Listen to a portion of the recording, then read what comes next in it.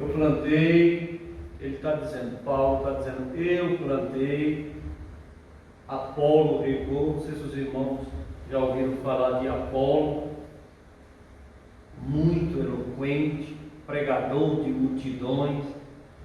Ele disse que Apolo regou, mas que dá o crescimento a Deus. Então, nesse versículo a gente vê que o apóstolo São Paulo, ele era um plantador de igreja. E o cara que planta, irmão, ele é o desbravador. Então, o sofrimento é uma coisa grande. Como você chegar numa mata virgem e falar, eu vou abrir uma estrada nessa mata, ou vou fazer um roçado nessa mata. Meu pai era agricultor e ele era meieiro. Não sei se vocês conhecem o significado desta palavra. Ele plantava, a terra não era dele, mas ele plantava, e quando colhia, metade era dele, metade era do dono da terra. Meieiro. Fazer um roçado lá no velho querido Pernambuco. E eu lembro que o meu pai chegava, aquele mato alto, aquela coisa, e tinha que arrancar todo o mato alto, depois colocar aquele mato alto para secar, e depois tacar fogo, e depois arrancar os tocos, e depois arar, e depois fofar a terra, e era tanta coisa. E eu presenciei o meu pai como agricultor, trabalhando muito na roça, e a gente ia para a roça, e era um sofrimento, uma luta muito grande. Às vezes plantava, a semente não nascia, falta de chuva, às vezes nascia, aquela coisa toda que o agricultor sofre. Então, o cara que planta, o desbravador, ele sofre muito, mas no reino de Deus, a Bíblia já declara, nem é maior, nem é menor o que planta e o que rega, todos são iguais. Porque o que planta, aquele que planta, desbrava, desmata, prepara a terra, limpa o mato, ara a terra, tira os tocos, no caso a gente chama lá de estocar, taca fogo, tem que derrubar as árvores. Estou fazendo apologia aqui, é desmatamento não. E escolher a semente e colocar a semente, porque não é toda a semente que nasce naquela terra, A semente ela é diferente. A semente do evangelho pregado aqui em Brasília, uma questão cultural, é muito diferente da semente pregada lá no velho querido Pernambuco, naqueles interior lá. Pouco diferente, a maneira de pregar, o jeito de pregar. Semente é a mesma, a palavra de Deus, mas uma semente diferenciada, para que venha ganhar o terreno e ser plantada na terra dos corações das pessoas. Não tinha que escolher uma semente boa, não é toda semente que serve para o plantio, Porque tem semente que você planta e ela dá um pé de milho, um pé de feijão, um pé de fava ruim. Mas tem aquela semente, escolhida a dedo, que você planta e ela dá flores, frutos e depois uma colheita muito boa. Então, ele diz que ele planta e Apolo rega. O camarada que rega, ele sofre muito também, porque depois que a plantinha está lá, ele tem que todos os dias colocar água, todos os dias arrancar a erva daninha, ele mata o gafanhoto, que é o devorador, tira a lagarta, tira o pulgão, tira a cochonila, tira o fungo, E todo dia está lá e vigiando. Não pode entrar animais para devorar aquela lavoura, tem que fazer uma cerca, tem que limpar o mato, tem que olhar, tem que irrigar. O trabalho é grande. O trabalho é grande. Então, ele coloca Apolo como aquele que rega, que coloca água todos os dias, que arranca a era do vagaminho, que tira, né, que mata os gafanhotos, mata as lagartas, mata os pulgões, as pragas, que coloca adubo, que dá uma ajeitada para lá, uma ajeitada para cá. Não sei se os irmãos sabem, mas na biografia da Assembleia de Deus no Brasil, Daniel Berg e Gunnar Wingre tinham características diferentes. O Berg saía com bíblias para vender, para sobreviver, livros, né? E saía viajando com tipo mala, né? Aqueles mascate que andava com as malas, tipo o homem da prestação que vivia vendendo rede, vendendo panela, né? Ele saía pelo mundo afora, pelo Brasil afora, naquelas terras do Belém do Pará, pregando o Evangelho. Tem até um episódio da vida biográfica de Daniel Berg, que ele se encontra com uma sucuri. Não sei se os irmãos já leram. Ele se encontra com a cobra sucuri dentro de uma mata.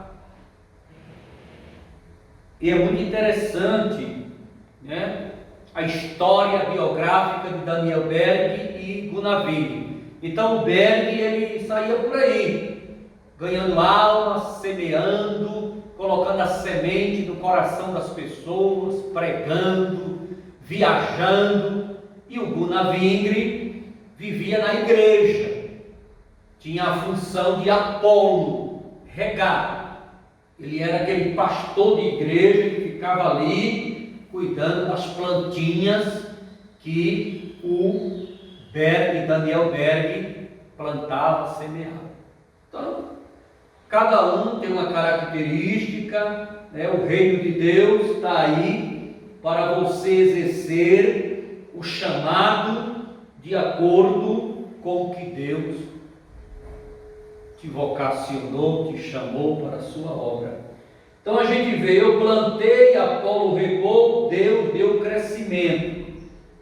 Então eu quero perguntar nesta manhã aos irmãos, na escola bíblica dominical, não precisa responder, é só uma pergunta, né?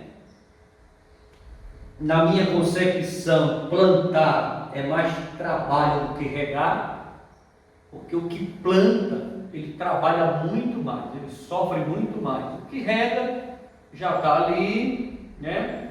E é mais suave. Digo isso com experiência própria, porque o meu pai, quando plantava um roçado, preparava um roçado para plantar, a gente sofria muito. Quando já estava plantado, era bem mais fácil da gente ir lá, limpar o mato. Sofria, mas era menos, né? E ele diz, eu plantei, Apolo regou, mas Deus deu crescimento. Então, qual é a fórmula do crescimento da igreja? Qual o modelo de igreja para ela crescer? Será que o crescimento depende de homens, de fórmula humana, de receita humana? Será que o crescimento da igreja depende do entretenimento, do modismo, das inovações, dos invencionismos, dos achismos? Será que o crescimento da igreja depende disso? Muitos pastores entram em pânico porque ele fica pensando o seguinte: eu tenho uma chamada, eu tenho uma vocação, eu tenho a igreja, eu sou pastor da igreja, a igreja não cresce. E por que a igreja não cresce? Qual é o problema? O que é que está acontecendo? O que é que falta? O que é que precisa para a igreja crescer? É nesse desespero onde a vaca vai para o brejo. Não precisa se desesperar se a igreja vai crescer ou não, porque ela é de Deus, irmãos. Basta o pastor ficar na posição que Deus colocou. Qual é a posição do pastor? Ser crente, fiel, obediente, viver em oração, em jejum, mergulhado na palavra, amar os irmãos, tratar bem, fazer a obra com seriedade, andar em sinceridade, andar em verdade, não enganar ninguém, não trapacear, não mentir, não roubar, não adulterar, não fazer coisas erradas. Se o pastor ficar nessa posição, Deus toma conta do rebanho. O crescimento, a Bíblia deixa bem claro, o crescimento quem dá é Deus. E veja que ele fala isso na primeira vez, no versículo 6. Se você olhar para o versículo 7, repete de novo: mas Deus que dá o crescimento. Então, por duas vezes, está dizendo que o crescimento quem dá é Deus. Eu pastoreei na Ceilândia uns 5, 6 anos, grande Ceilândia. E nessa época eu fazia faculdade e eu conhecia um colega que congregava numa igreja. Ela não era Assembleia de Deus, mas era uma igreja fundada por um homem de Deus. E a igreja crescia muito, irmãos. Essa igreja cresceu. O pastor Ildete deve conhecer. Não vou falar o nome aqui do pastor, né, porque nós estamos gravando. Qualquer nome citado aqui, a gravação ela tem que ser deletada. Nome de pessoas e nome de instituição eu não falo aqui. Não quero criar problema para a minha vida nem para a vida da ADESUD. Mas esse pastor, ele cresceu muito. E nessa época, a igreja dele cresceu, eu passava na frente da igreja dele assim, coisa linda. Ele só vivia no monte, gostava muito de monte, tem gente que gosta de monte, e ele descia o monte, subia o monte, Deus usava muito, era aquela coisa tremenda. O presbítero Carlos Henrique também conhece, já falando sobre este pastor. E um dia, eu estava andando com meu colega, a gente vinha da faculdade, era mais ou menos, eu fazia faculdade pela manhã, faculdade teológica pela manhã. E a gente vinha, era 1h da tarde, ele falou para mim: rapaz, tem uma novidade para te contar, pastor fulano agora descambou de vez, desceu de ladeira abaixo. O que aconteceu? Ele agora levou o povo da igreja do universo, entende? Entende, né? Crente é um povo inteligente. Levou alguns pastores da igreja do universo lá para fazer um curso para aprender a pedir. Eu digo, é mesmo, caramba, um homem de Deus, um homem de oração, a igreja do homem bombando, sobe monte, desce monte, e Deus usava tremendamente, e ele reuniu a igreja, levou os pastores lá, fez esse curso, foi fazendo o curso, a igreja foi esvaziando, rapaz, essa igreja trincou que rachou, nunca mais foi a mesma. Para cada homem de Deus, Deus dá uma fórmula diferente, uma maneira de trabalhar diferente. Não adianta eu copiar, né, a igreja mundo, a igreja universo, a igreja Neo, a igreja A, a igreja B, a igreja C. Não adianta eu copiar. O estilo que Deus me deu é esse aqui, é essa maneira. Não tem para onde correr, é uma maneira que eu aprendi a trabalhar, né?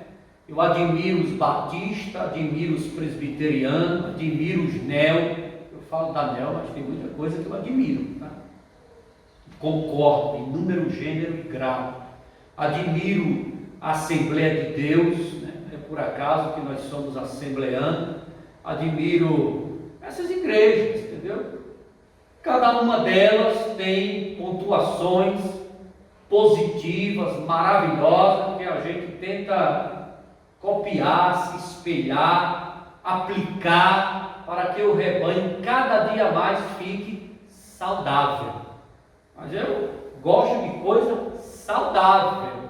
Eu não gosto de inovações, de achismo, de axologia, sabe? Eu não gosto de coisa que você traga para dentro da igreja e tem aquela roupagem carnal, aquele simbolismo mundano. Eu não gosto. Eu gosto de uma igreja, sabe, tradicional, aquela igreja que verdadeiramente Deus esteja se agradando dela.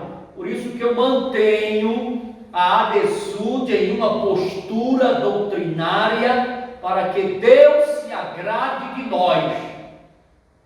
E que eu não venha aqui trazer um discurso, uma doutrina, ou uma maneira de trabalhar, ou uma fórmula de dirigir a ADSUD que venha agradar o povão, a multidão, o populacho. Eu não estou interessado nisso. Eu estou interessado, eu sempre digo nas lives, quando eu gravo, agora eu não estou gravando, porque dei uma pausa, por causa do bebê, está lá em casa. Às vezes eu vou gravar e ele fica chorando, e eu não quero assim entristecer ele, nós estamos cuidando dele com muito carinho. Eu dei uma pausa também, estamos dando assistência à Áquila, e demos uma pausazinha. Depois a gente começa nas lives de novo. Mas eu não quero, sempre eu digo nas lives o seguinte: eu não estou preparando crentes, eu estou preparando santos. Então, eu bato muito na tecla de santidade ao Senhor. A Bíblia diz assim: tede paz com todos, paz, você tem que ter com todos. Um dia desse eu até escrevi no WhatsApp, mandei para os irmãos: arranque a madeira da cerca e construa uma ponte. Paz com todos e a santificação, sem a qual ninguém verá o... Então, santidade ao Senhor é a minha prioridade no meu ministério. Então, muitos pastores se perdem nisso. Qual é a fórmula do crescimento? E eu sei que muita gente quer me ajudar, não faz por mal, não faz querendo prejudicar, As pessoas ficam preocupadas: pastor Jamaci, o senhor tem que criar alguma coisa, inventar alguma coisa, fazer alguma coisa para a ADSUD crescer. Eu digo: quando Deus me revelar, eu faço. Deus até hoje não me revelou nada, irmão. A única coisa que Deus falou para mim acerca da ADSUD foi o seguinte: falou e tem falado. Continue colocando o meu povo para jejuar e orar, e pregue a palavra, e chame o povo à santificação. Eu estou fazendo. A gente continua orando, jejuando 3 vezes por ano, Fazemos 21 dias de oração, de jejum, pregamos a palavra com muita seriedade e pregamos sempre aqui aos irmãos: santidade, irmãos, santidade ao Senhor, santidade. É o que Deus mandou. No dia que Deus mandar eu fazer outra coisa, eu faço. Eu estou aqui para obedecer a voz do Espírito Santo, irmão, não é a minha. Agora, eu duvido o Espírito Santo mandar eu colocar quadrilha dentro da ADSUD. Eu duvido. Eu não acredito que isso seja a voz do Espírito Santo. Pastor Jamaci, coloque quadrilha, coloque o São João dentro da... Porque de São João eu não entendo, tá? Eu vim da terra do São João. Coloque o São João lá dentro da ADSUD, porque eu vou fazer ela crescer. Você acha que o Espírito Santo vai mandar eu colocar dentro da ADSUD o São João, uma vaquejada? Será que o Espírito Santo vai falar no meu coração para colocar o São João aqui dentro? Eu não acredito nisso, sabe? Mas no dia que Deus falar comigo, eu vou fazer o que Deus falou. Eu estou aqui para obedecer. Então Deus é quem dá o crescimento. E o 7 diz, pelo que nem o que planta é alguma coisa, nem o que rega, mas Deus é quem dá o crescimento. De novo, Deus é quem dá o crescimento. E tira todo o mérito. Tira todo o mérito do homem. Você que é um desbravador, se acha, não se ache. Você que rega, a plantinha da casa de Deus, está se achando, não se ache, porque mérito nenhum é dado ao homem. A honra, a glória e o louvor é dado ao Senhor e Salvador Jesus Cristo. Então vamos para o 8º, crescimento. Então o 8º diz, ora, o que planta e o que rega são é a mesma coisa, nenhum é maior, nem outro é menor, mas cada um receberá o seu galardão segundo o seu trabalho. Galardão, fala aqui de galardão. Só tem galardão, irmão, quem trabalha.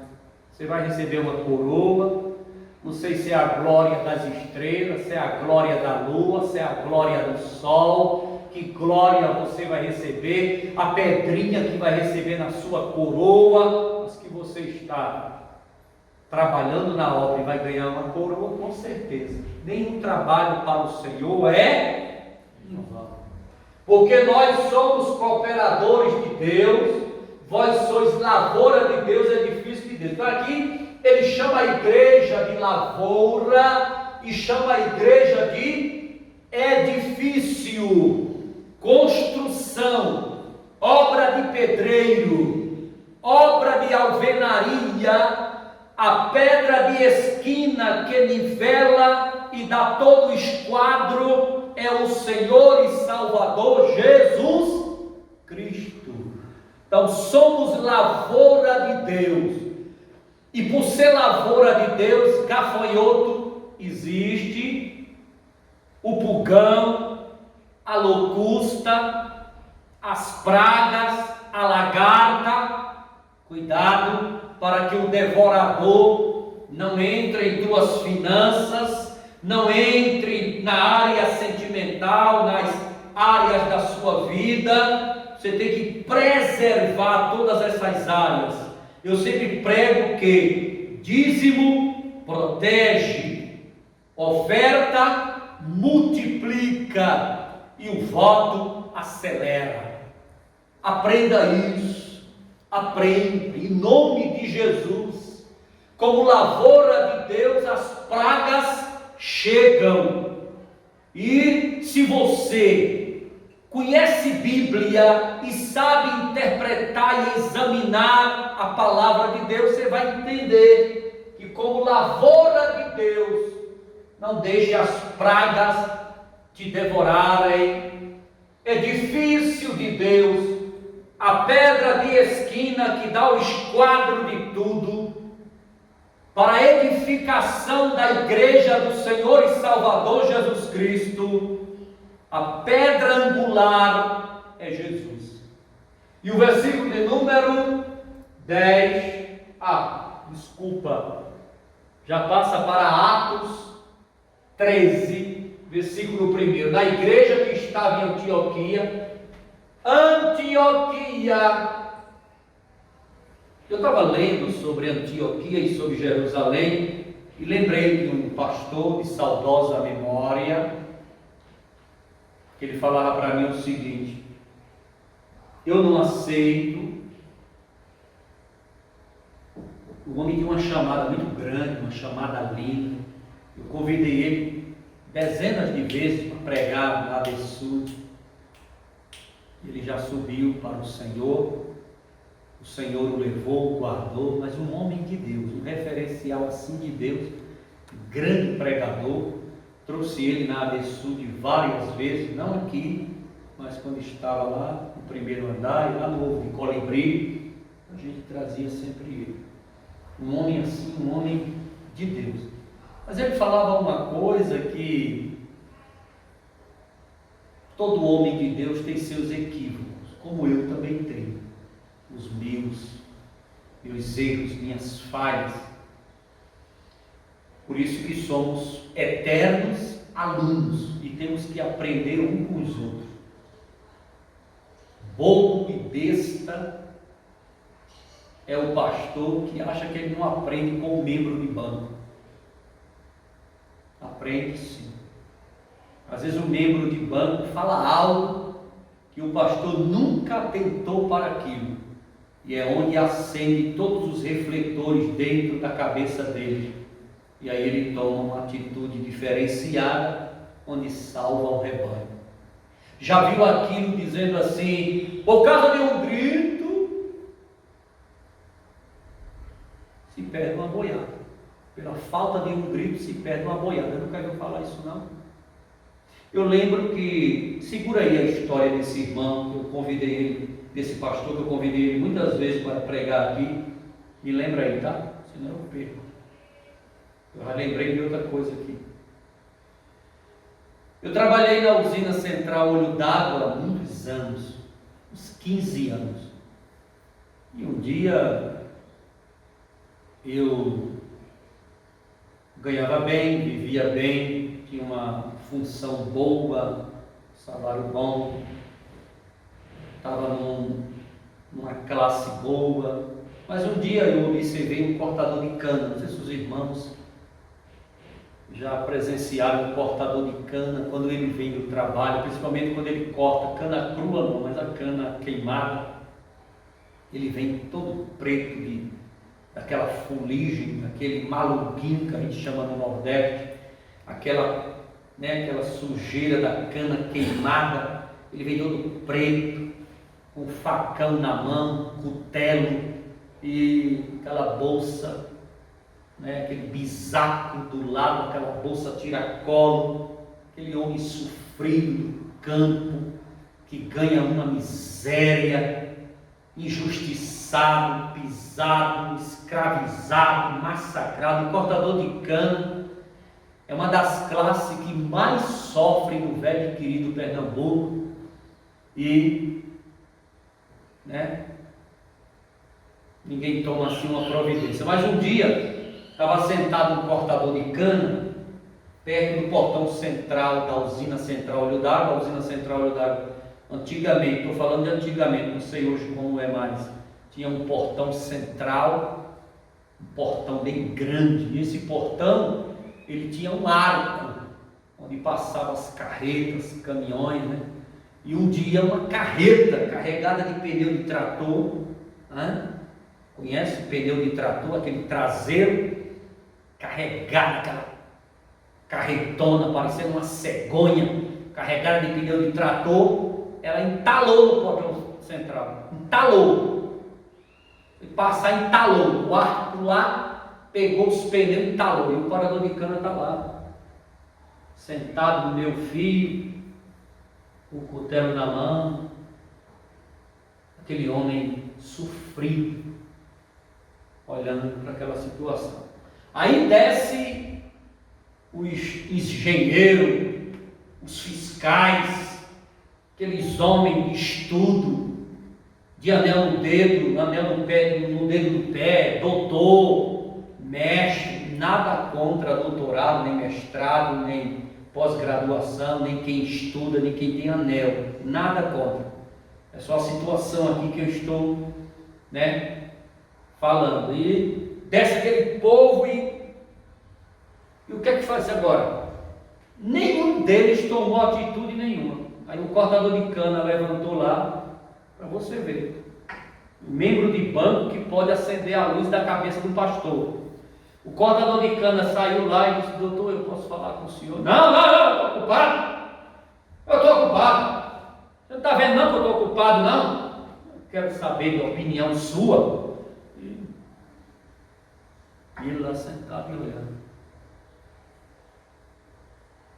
Aí alguém chegou para ele e falou: doutor, escute o que é que o rapaz tem para dizer. A gente não perde nada disso não. Quer falar falar alguma coisa, deixa ele falar. Aí o cara foi lá com muita arrogância, diga, só é o murchar os pneus da carreta que passa. Como? Só é murchar os pneus da carreta que ela vai ceder e passa, doutor. Aí aquele cara que pega a ideia e não resolve na hora, que é para dizer que não foi do cortador de cana, aí enrolou para lá, enrolou para cá. Aí mandaram esvaziar os pneus da carreta, tirar o ar. Aí a carreta aí passou.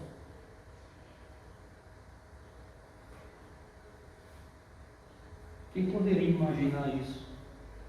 Uma agonia daquela.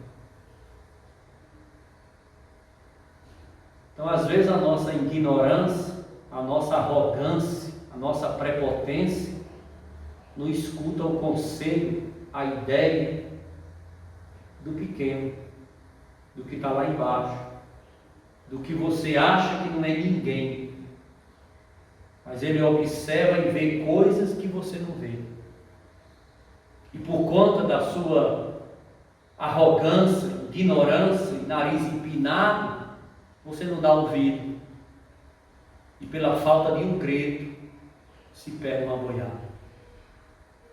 Voltando ao assunto do pregador, aí ele falou para mim assim: eu sei que eu tenho uma chamada muito grande, mas eu só aceito ser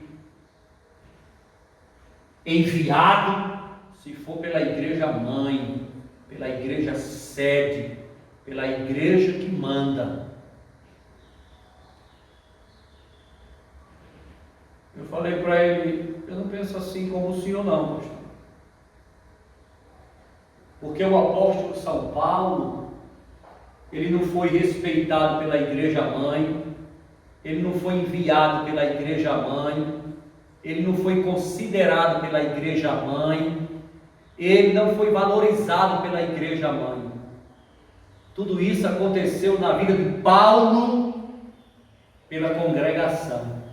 Eu não sei se você sabe, mas quando examinamos a Bíblia e a história de Paulo, a sua biografia, vamos encontrar que Paulo foi enviado por uma congregação de Jerusalém. Antioquia era o quê?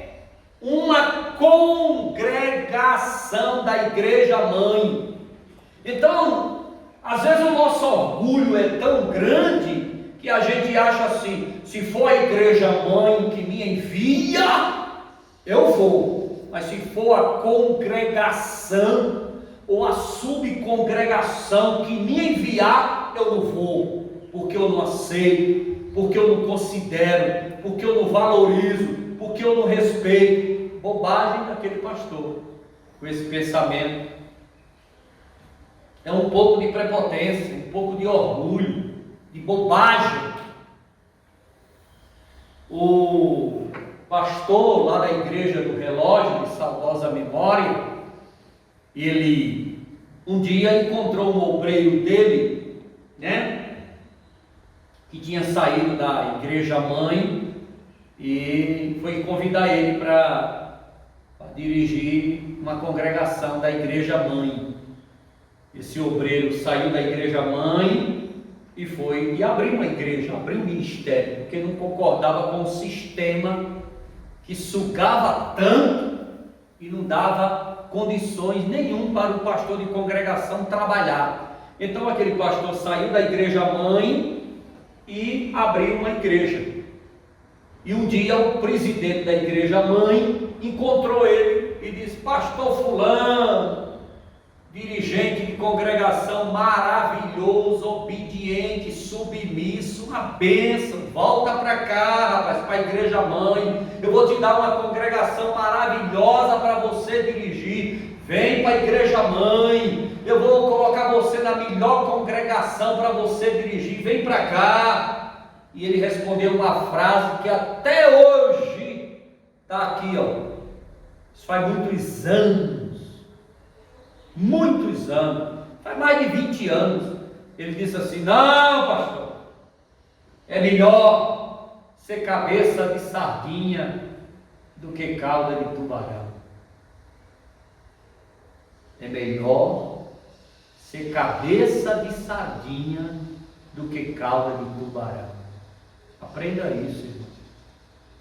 É melhor você congregar numa igreja pequena, onde você tem a oportunidade de crescer, onde você tem a oportunidade para desenvolver o seu ministério e a sua chamada, onde você tem a oportunidade de buscar Deus de uma maneira diferenciada e fazer aquilo que está no teu coração, do que tu ir para uma igreja grande, já toda estruturada, e chegar lá você ficar no banco de molho, lá no ostracismo, e de ano em ano receber uma oportunidade para dizer como é que foi o ano que passou e como é que vai ser o ano que vem. De ano em ano você recebe uma oportunidade, de ano em ano você pega no microfone. É melhor estar ali como cabeça de sardinha do que ser cauda de tubarão. As pessoas se enganam muito com isso, né? Ah, pastor, eu vou para a igreja grande, porque na igreja grande eu vou para Jerusalém, eu vou para a igreja mãe, eu vou para a igreja grande, eu vou desenvolver o meu ministério vai explodir, eu vou crescer, nunca mais eu serei o mesmo, a minha chamada vai ser diferente. Bobagem, irmão. É mais fácil você crescer e ser enviado por uma igreja de Antioquia do que na igreja de Jerusalém, na igreja mãe. Tem gente que vai para a igreja mãe, para a igreja de Jerusalém, e lá fica no molho. Quando eu cheguei aqui em Brasília, eu congreguei na Brilhosa, Gama, Sede, Madureira. Quem conhece aqui a Brilhosa? O senhor deve conhecer, não conhece a igreja mãe lá? E eu congreguei lá um bom tempo. E como eu toda a vida fiz a obra, e toda a vida eu dirigi igreja, e toda a vida pastor de congregação, e toda a vida e eu vivia do ministério pela obra tempo integral. Imagina, sem dirigir igreja, comecei a sobreviver através de cesta básica. Já sobrevivi muito, irmão. Cesta básica, sim, não tenho vergonha de falar isso. Sobrevivi muito de cesta básica dada pelos irmãos, pela igreja. E eu sempre estava ali conversando com o presidente para ele me colocar numa congregação, para que eu pudesse dirigir uma congregação, desenvolver o meu ministério. E nunca aconteceu. Fiquei lá no meio daquela multidão, e um dia me deram a oportunidade para cantar o hino da harpa. E eu não tive nem como escolher o número do hino. Foi a primeira e última oportunidade que me deram, primeira e única e última que me deram, e mandaram eu cantar o hino da harpa, e ainda disseram o número do hino. E isso é uma falta de educação e de ética muito grande. Eu chamar aqui o presbítero Nascimento: presbítero Nascimento, cante aqui o hino de número tal. Quem tem que escolher o hino é ele. Ele tem afinidade e conhece. O pastor não é obrigado a conhecer todos os hinos da harpa de cor e salteado. Eu não conheço. Conheço alguns, 5, 6 que está lá. A maioria eu não conheço. Então disseram o número do hino e me deram a oportunidade. Como eu toda a vida dirigi igreja, e Deus toda a vida me deu sabedoria para sair desse sinuca de bico, eu pedi para a igreja cantar. A igreja conhece? Aí falaram alguns irmãos: conhecendo, tira aí, que eu não tenho a voz muito boa para tirar. Aí a igreja foi, eu fui atrás, e por isso não passei vergonha. Mas uma oportunidade perdida na vida, no meio daquela multidão. E um dia eu estava numa galinhada na igreja, numa fila, para pegar uma galinhada que um irmão comprou para mim. Comprou para mim a galinhada, me deu, né, os ingressozinhos, né, os bilhetinhos para me pegar a galinhada para levar para casa para a família comer. E via de cesta básica. E naquela fila, no sol quente, sabe como é essas coisas de igreja, né? Igreja grande, galinhada, domingo de manhã, depois da EBD, pegar uma marmita de galinhada para o almoço, vivendo de cesta básica. E naquela fila assim, dando S, eu estava lá, os bilhetinhos na mão, ali, e Deus usou um irmão, aquele sol quente, Deus usou ali um profeta, chamando pelo nome, contou a minha vida todinha e disse: tu vai receber um convite. Não é essa igreja que vai levantar o teu ministério. Se tu ficares aqui, tu vai ficar plantado igual uma palmeira dentro de uma lata. Já viram palmeira dentro de uma lata, irmão? Plante para você ver.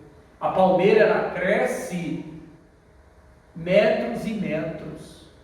Mas se você colocar uma palmeira dentro de uma lata, ela fica desse tamanho. Não sai daqui. Anos e anos. Ela não tem para onde ir. Ela está dentro de uma lata, está bitolada. Ela não tem para onde se expandir, terra para crescer. Se tu ficares aqui,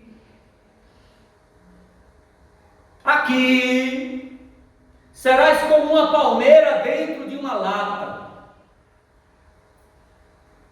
Tira da tua mente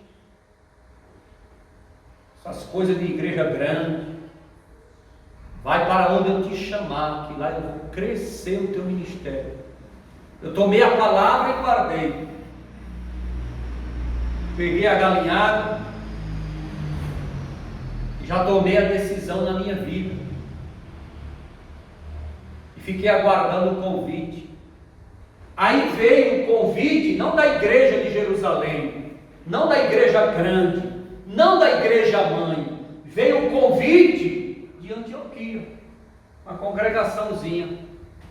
Aí eu peguei a congregação.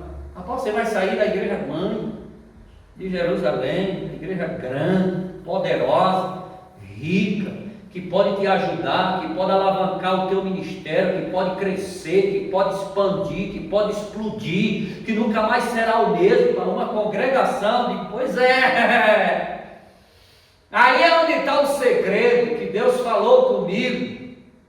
Que adianta ficar no lugar grande e lá no banco, desprezado, não ter como trabalhar, igual palmeira plantada dentro de uma lata.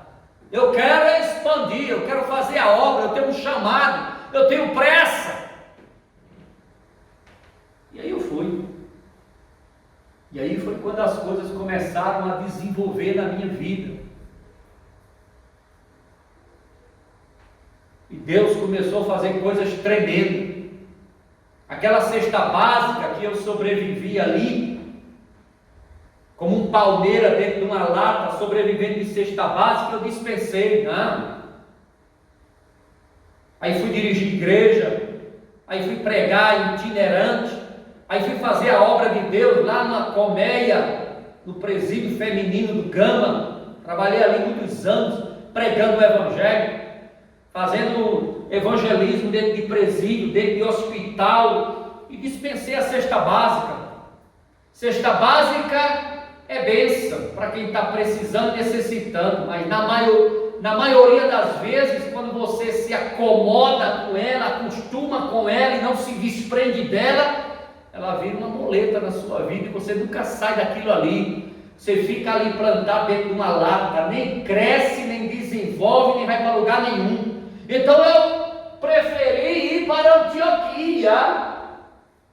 Porque a igreja mãe Jerusalém não me deu apoio, não me enviou, não me ajudou. Aí depois que eu fui para Antioquia, o chefe maior da igreja mãe liga para mim: pastor Jamaci, pelo amor de Deus, volta para cá, tem uma oportunidade aqui para o irmão, nós estamos aqui reunidos com o ministério, já arrumamos uma oportunidade para o irmão, já está tudo certo.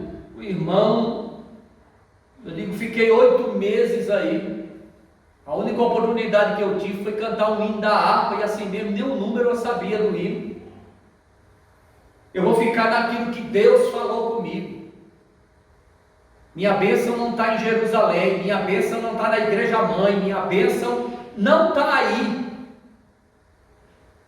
Tomei a decisão por aquilo que Deus falou comigo e fui para Antioquia, para a igreja pequenininha, para a igreja mãe, para a igreja da congregação, e saí da igreja mãe. Que adianta, irmão? Teve um rapaz que saiu daqui, congregou conosco na ADSUD, não aqui, mas pastor, eu estou saindo, estou indo para a igreja grande, aqui é muito pequeno para o meu ministério, aqui é muito pequeno para a minha chamada, aqui é muito pequeno. Um dia desse eu entrei em contato com ele: tu estás aonde? Não, ele ligou para mim, pedindo para me pregar aqui. Pastor, me convida aí para me pregar lá na ADSUD. No momento eu não estou convidando ninguém, estou usando a prata de casa, não estou com desejo, não estou com o coração aberto, não estou com vontade, não estou convidando ninguém, nem pregador, nem cantor, nada disso. Quero investir na prata de casa. Estou verdadeiramente como um pastor discipulador, preparando a prata de casa. Já deu o horário, foi, velho? E eu não estou convidando ninguém. Não, mas se eu puder aí, me convida, eu quero pregar na ADSUD. Eu digo: você está aonde? Eu estou aqui numa igrejinha, pastor. Eu digo: lá na igreja grande, não deu certo não. Pastor. E ali foi só nos primeiros dias, me deram oportunidade, aplaudiram, me honraram, e depois eu fui ficando lá no ostracismo, lá, e o que era novidade era o que estava chegando, e eu já passei de ser novidade e foram me jogando para lá. E aí eu estou numa igreja aqui pequenininha, trabalhando, pregando, ajudando. Eu digo: rapaz, você devia ter ficado comigo lá, a gente ia crescer junto. Mas o senhor sabe, né? A gente se emociona, se precipita. Eu pensei que eu ia explodir, pastor. Isso é tudo engano, irmão. Ledo engano. Não é nada disso. Se Deus tiver que explodir você, vai explodir você na igreja pequena, na igreja média, na igreja grande, no ponto de pregação, no meio da rua, na parada de ônibus, no metrô, no trem, na rodoviária. Você vai explodir de qualquer jeito. Quem explode é Deus, quem cresce é Deus, quem chama é Deus, quem capacita é Deus, quem faz a tua chamada explodir é Deus. Não é local, não é igreja grande, não é Jerusalém. Você vê que Jerusalém pegou Paulo e colocou no ostracismo. Em Antioquia foi que ele explodiu. Isso aqui não dá para explicar mais. A gente tem que seguir o relógio, né? E é isso daí.